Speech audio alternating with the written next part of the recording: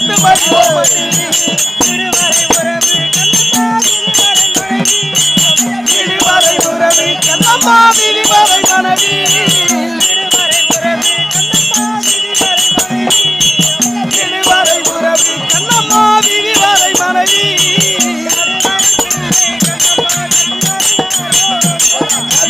பிள்ளை கண்ணம்மா கடைசி வரையாரோ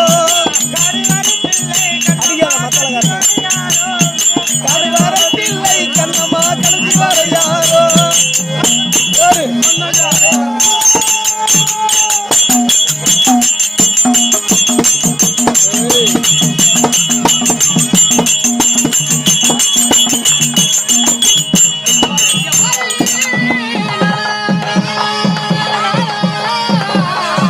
Very good.